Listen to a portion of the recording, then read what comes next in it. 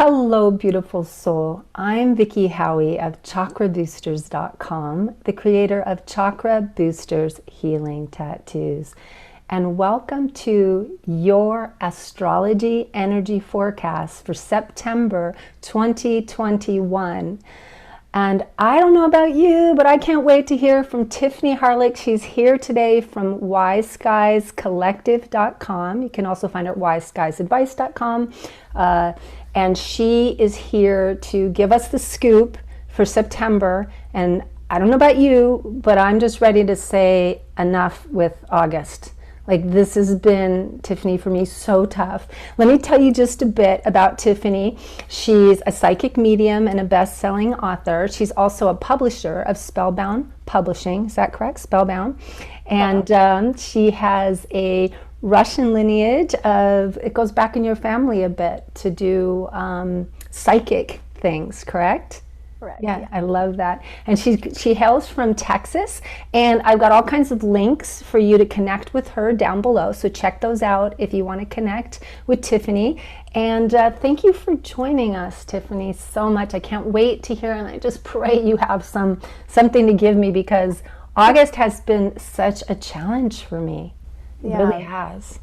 Yeah, well, let's dive in. You know, astrology is so helpful because it provides markers in time for when this too shall pass. Yes, we were just talking about that, you guys, about this too shall pass. I'm overcoming something here, so you might see me mute myself a lot so that I'm not coughing Tiffany out of this.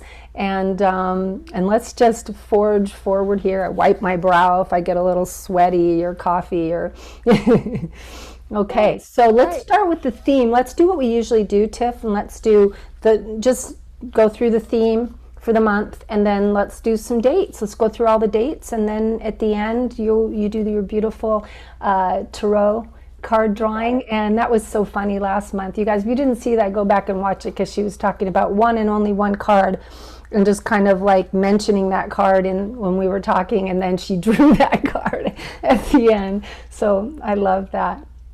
Okay, so what's our theme this month? Okay, so what I want us to work with this month in terms of working with the energy of astrology is the art of doubt. Okay, and so this is exciting. We don't have to worry. What we want to work with is just because something is a good option doesn't mean you have to take it, okay?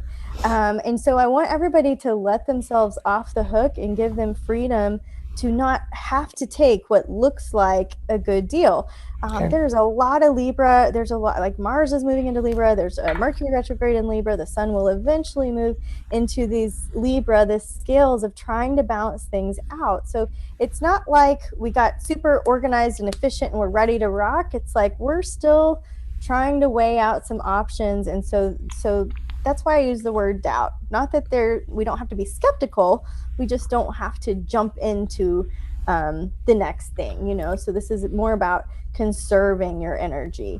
It's important to not overcommit, right? So that's the astrology theme. I want to briefly mention how that ties into the numerology of September, and then we'll go into the dates. But the numerology is a 5-month and a 5-year. And so when you look at the 5, you can see how the energy could spread yourself too thin, and you could see where there might be an opportunity for you to say, stop, you know, I've had enough, right?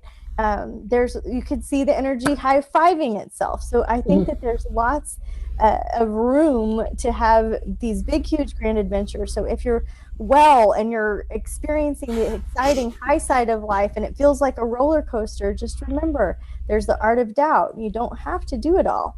If you're low and things aren't going well and it's like you're just digging or treading water, this can be a month where you can stand up and you realize I've only been in 2 feet of water. I'm okay. You know what I mean? And so this 5 is very extroverted.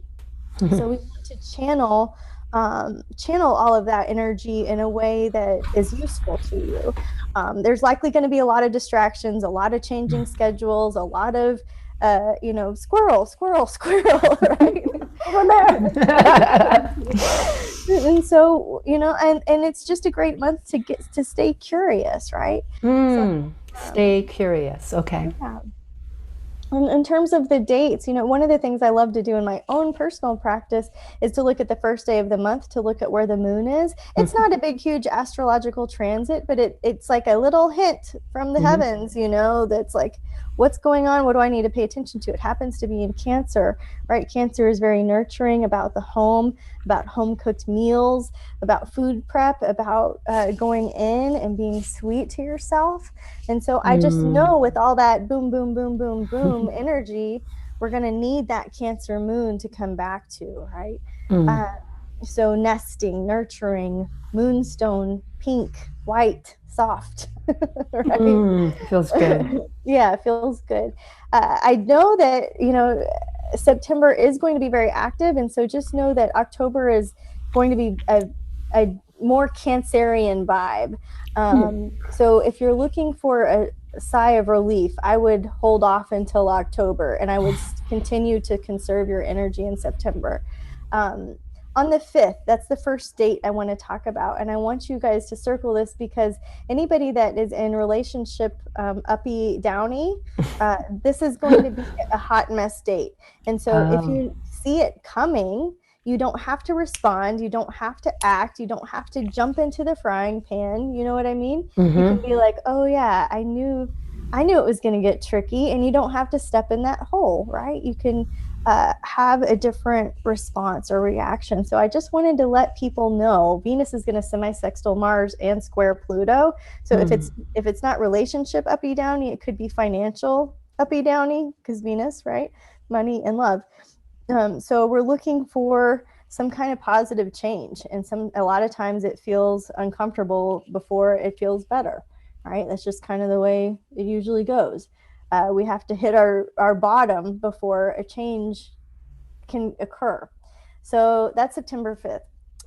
The bright spot, if you're like, give me something good, please circle September 6th. This is a really cool day in the astrology.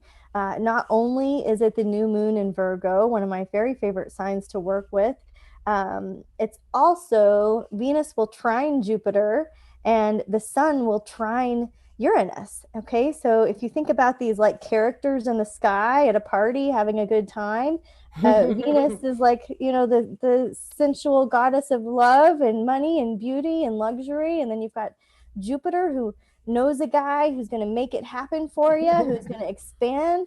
And then you've got like, who else? The sun is there increasing. This is like your personal trainer and your personal coach, your highest self mentor. And then you've got Uranus, who's like Einstein, who's like, aha, I know, I get it. It's happening. Right. So this is a day that I have circled.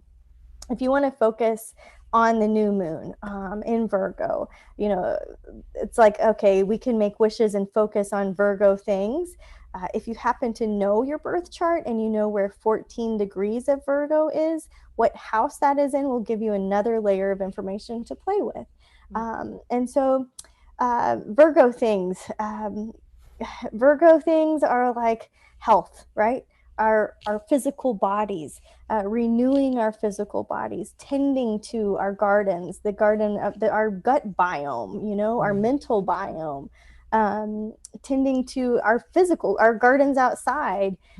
Virgo new moon wishes, it's a great time to hit reset if you need to organize anything, even one little old junk drawer, right? Like that, or two or three. But organization, Virgo, for some reason, I think of family tree and lineage, right? So if you need some information from your ancestors, if you're doing any kind of family tree project or things like this, genealogy, this can be a fun time to learn something about yourself, your culture, your past. Anything that requires attention to detail. This is a good new moon to put new house rules together.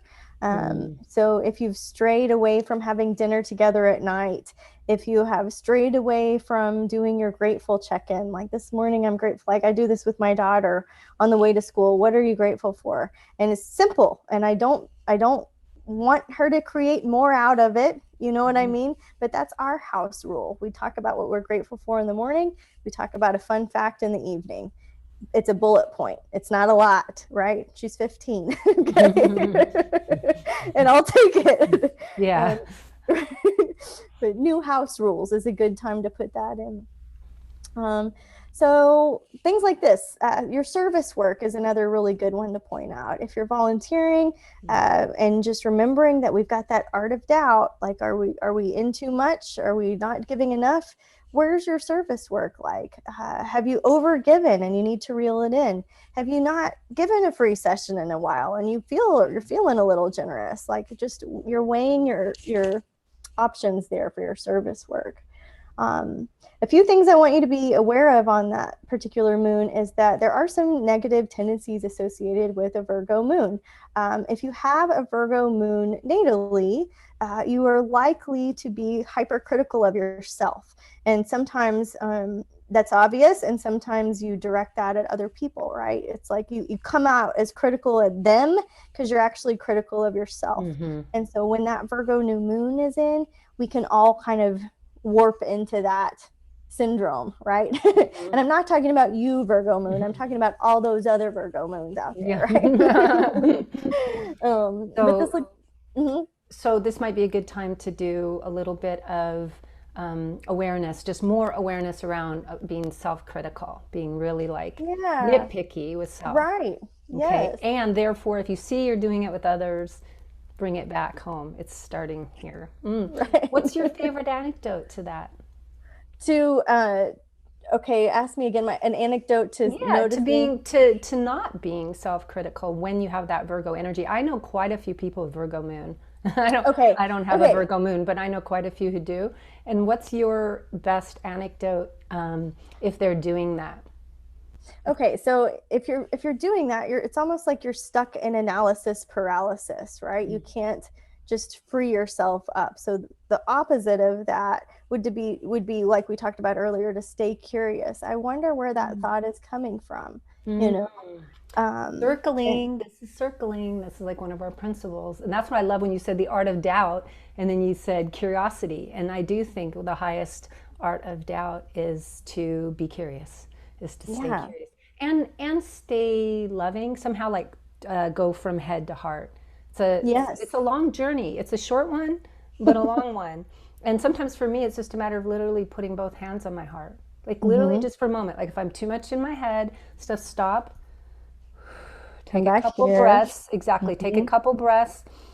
What's good right now? Like back to your gratitude thing. Like just what's okay. You know, I'm breathing. I'm good. Okay. And on that, you can lay your head off the edge of the bed, you know, and elevate your heart. You could do a heart opener if you're doing yoga. But the idea is like what you're talking about. You're just, instead of getting hypercritical and analysis paralysis, you just stay curious. Where's that thought coming from? Is it true? Right? Am I the thinker of this thought? Right? All those kinds of self-inquiry and health. Okay, a great crystal to work with that moon is moss agate. It's very peace, calming, green, earthy, serene. And if you need extra healing, the new moon is a great time to ask for it, to schedule it, to get it, to stop and pause and receive. It's a dark time when we are darker. You know, the night sky is darker, our body is darker. So you could work with some celestite as a crystal for healing. If you're into address numerology, the new moon in Virgo, like that's a great day to change it if you want to change it. Okay. That's a whole other topic. Yeah, so it's too much for us.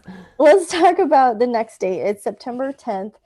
Venus will move into Scorpio, and she'll stay there until October 7th. So you have a long time for Venus to be in Scorpio, all month. You never date someone with Venus in Scorpio. No.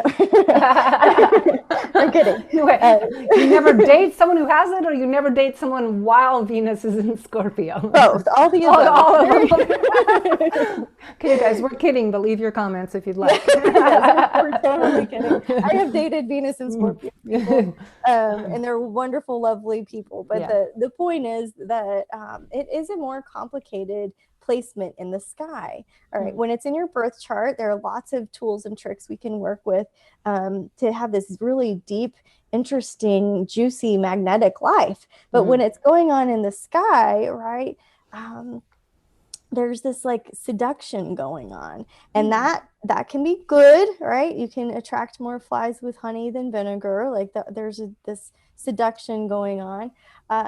So there can also be like a darker side to that, right? So just things might not be all as they seem with Venus and Scorpio. It's kind of like, what do you really want? You know, Scorpio can be a power guys, I have 4 placements in Scorpio, so I love all my Scorpios, but it can be a very power play-y sign, right?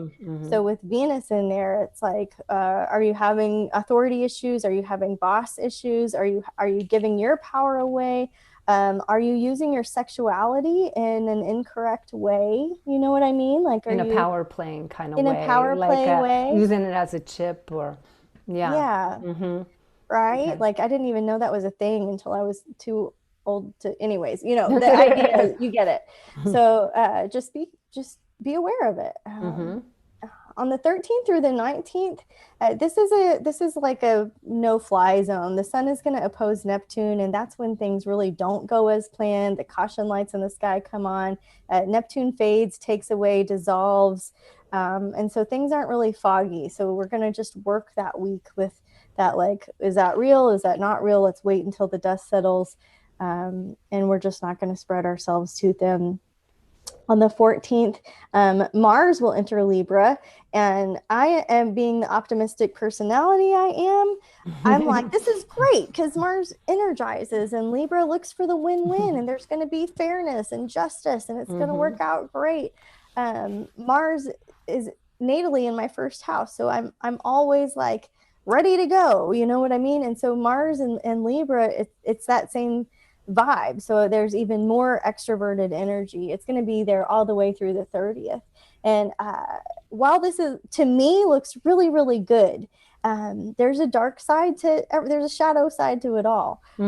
So Mars can be the aggressor, Libra can be the people pleaser. You know what I mean? And so it sounds like a relationship. Sounds like a dysfunctional relationship right there. Exactly. And with Venus and Scorpio at the same time, I'm like, oh God, okay. So we're just going to not go out in the world with our blinders on. We're going to see and accept people for who they are, where they're at, and come at it from that spiritual warrior place. Like, you might be the most heart-centered leader available in this situation. So don't fall into it. And you can keep asking people and yourself, what would this look like without the drama? What would it look like without the drama? Is it just the facts, and let's deal with it that way. So knowing your internal justice system, your own standards of integrity. I have a little exercise I could share. Because that's what you're going to want to follow. You're going to be tempted to follow somebody else's rules, but we're not doing that. We're trying to follow our own rules and figure out where we feel off, and then self-correct a little bit quicker this time. So what are your standards of integrity? How do you even do that? You can list like 10 people. Sometimes I can only get 3 or 4 out. So list up to 10 people, dead or alive, that you know or that you don't know, celebrity or family. And you're just going to, your 10 favorite people, like people you really admire, you really adore, you'd love to meet. And then under each person, I want you to write 3 or 4 qualities about why you can't wait to meet this person. Like, what's so cool about them? What endears them to you? Why are you fascinated with them? Right? And then all of those qualities that you've just listed can provide a framework for your standards of integrity. And so when you're operating outside of that, you're going to feel a little off, right? So hopefully that helps, because what's coming next is September 16th. The sun will trine Pluto, and we're having a personal transformation. We're having a big change. You know, Pluto changes everything. The sun has to do with your health and vitality. It's a trine. It's positive. It's going in the right direction. It's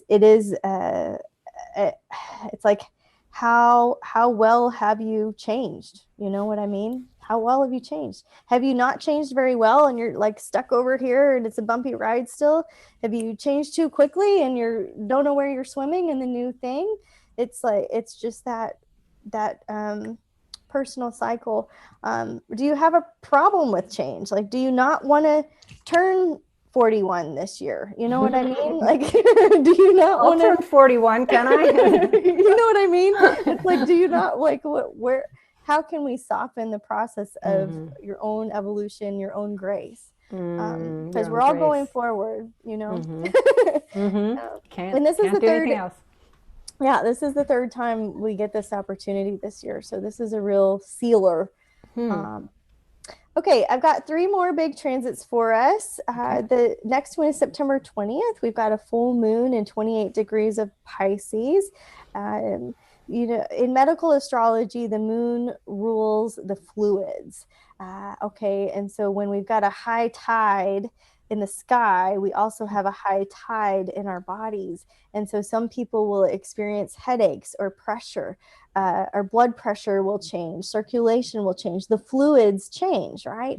And so when it's in Pisces, already a watery sign, that's like the tears flow, you know, and we feel more full. Maybe we're holding more water weight, some of us.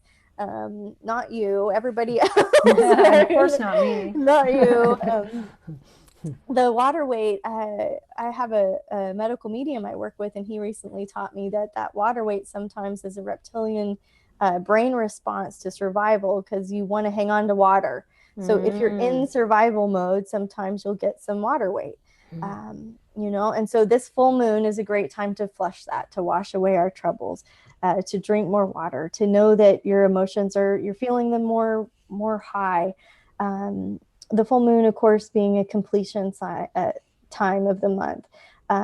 Pisces doesn't have a whole lot of boundaries, right? So with all of this relationship-y, art of doubt stuff going on, this can be a time when you're at the end of the month and you've gathered a lot of information, right? Just like a squirrel, you've got all your nuts buried, you know where everything is. And now it's like, okay, where's my healthy boundary with this? Is 7 nuts too much? You know what I mean? Sounds okay. Okay, right? So the idea here is, at this point, you've got some information and it's time to get more clear. So if anything that feels wishy-washy or dishonest, this is a time when we're like ready to put the bookend on something, and to come full circle with something, and to release it, you know, back to the earth, back to the ocean, for mulching and reuse, recycling in a positive way. It's often our own experiences, our own darkest hours, that will speak to somebody else, you know? And so because I have this particular dark hour, I'm going to speak to that other person, and my own darkness, my own experience of that awful thing that happened is going to be the thing that gives them hope, right? That they're going to get through that. And so there's a lot of that towards the end of the month. It's like, how can your worst pain be inspiring to somebody else? You may never know, you know?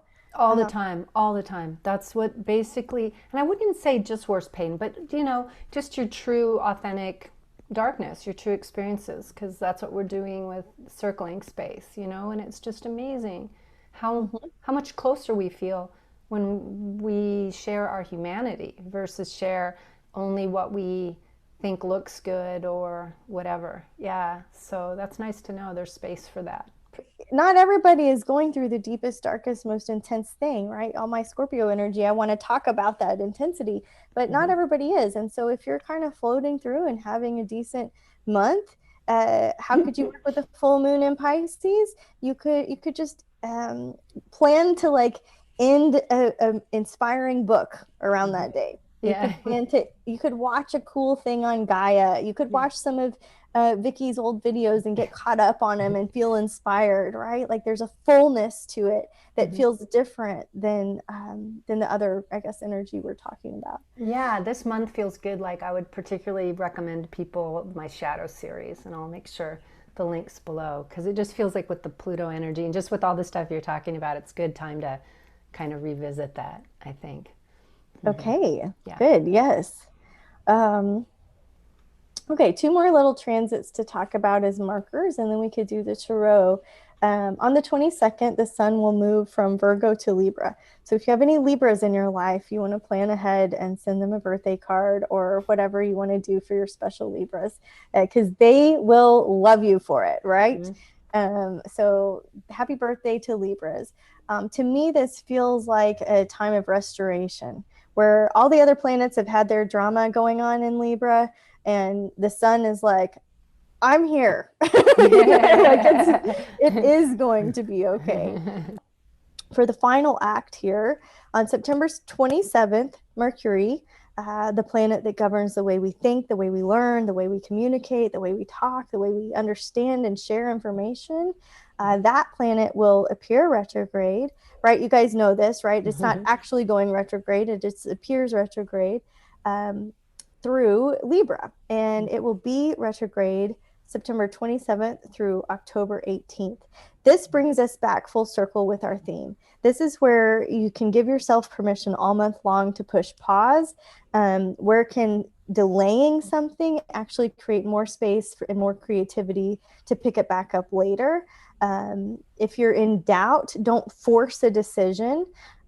Where can you, I say, push pause instead of pushing forward, right? Because there's a lot of us in the healer community and the wounded healer community that want to drive forward and just make things happen and get there and help people and all that stuff. But sometimes it's downtime is not wasted time. That's how I'll say it, right? Downtime is not wasted time. Okay. So that's that. Although normal Mercury retrograde things apply, the cars get weird, get your oil changed ahead of time. The computers get weird. Just be patient with it. You're going to lose internet the day that you need it to turn in the thing. All the stuff, like the printer will go wonky.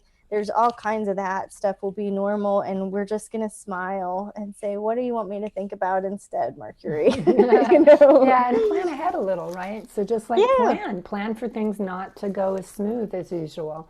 Yeah. And then you can be in the roughness in a smoother way. I like that. I like it. Okay, well, those are some of the highlights. Of course, astrology is much more diverse. There's a bigger tapestry going on behind the scenes. This is a month when we don't have a big, huge, major transit. These are all pretty organic stuff that happens every year, all month long.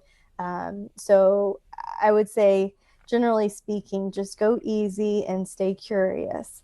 I think I'm more excited about October, so I can't wait to talk to you guys about that. And October is always a preview for the next year, right? It's always a preview. I didn't know that. And so also we have usually a shadow period for retrograde, because a lot of people like to keep track of that, the Mercury retrograde, and usually a shadow period that has some activity to it for a couple weeks. That's right. It happens, so more in the mid-month. After the 10th, we can start to say we might start feeling some of the Mercury retrograde.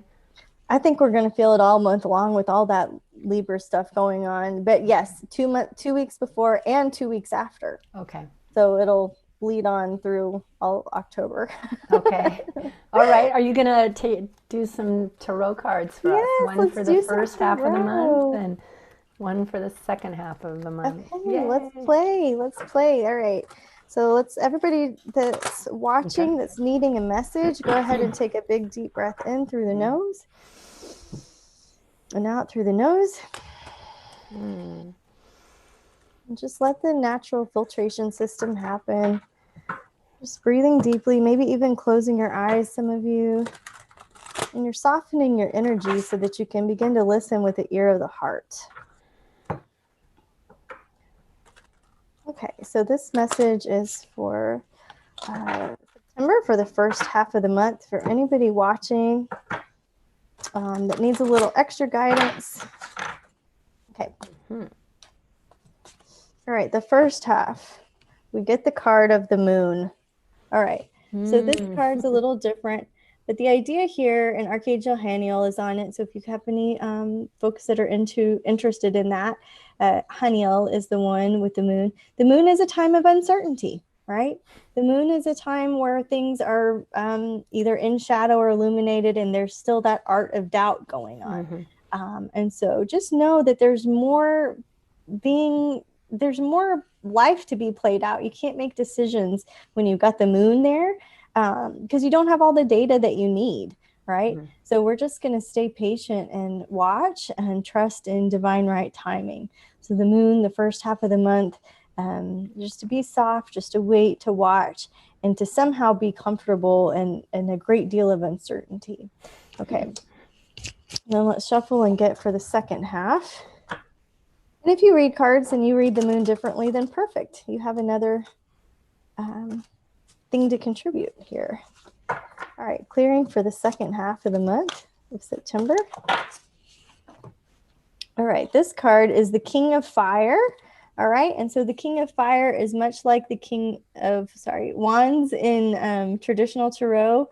The King of Fire is very focused, right? So we talked about that Virgo moon and being able to be hypercritical. The gift of that is being able to be focused. And the numerology of the 5-5 and being spread too thin, the gift of that is realizing that and then realizing what's actually important, what you want to focus on.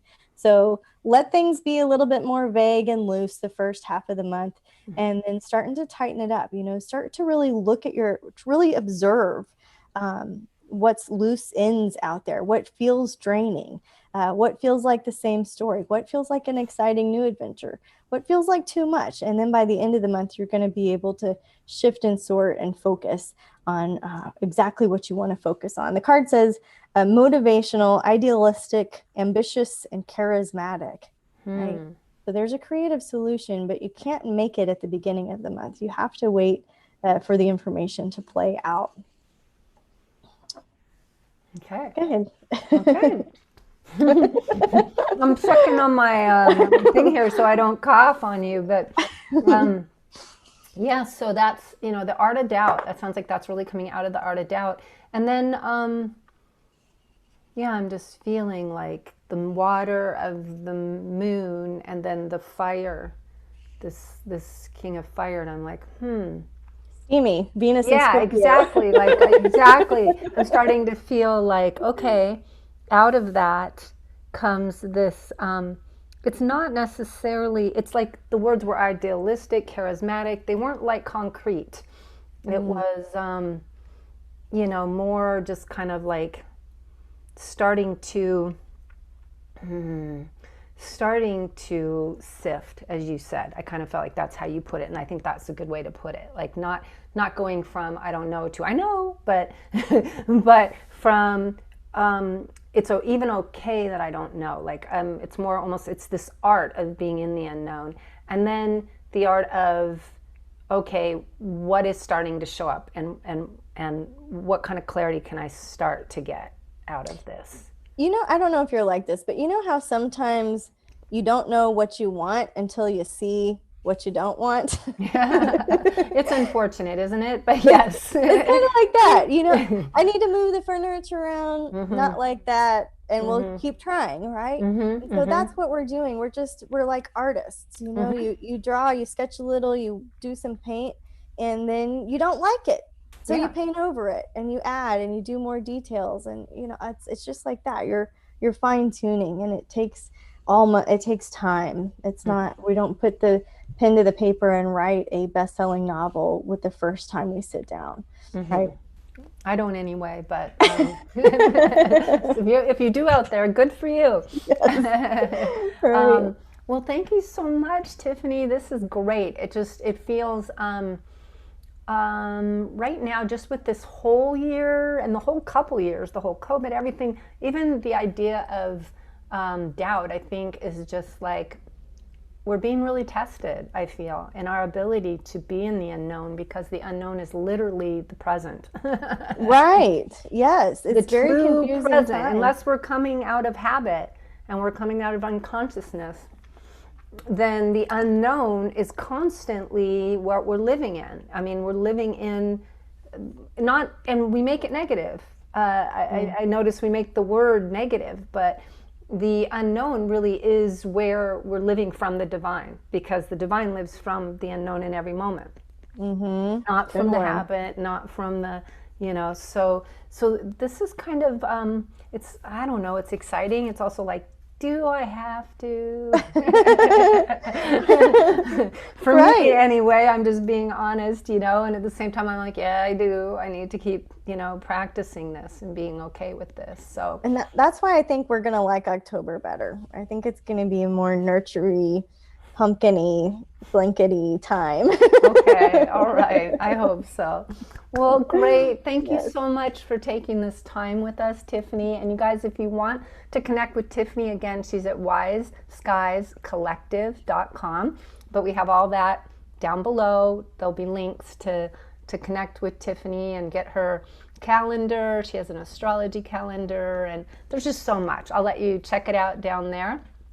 And hopefully you'll have a beautiful, beautiful month, and we will see you in the October report forecast that Tiffany seems pretty excited about. So bye, you guys. Thank you so much. Thank you.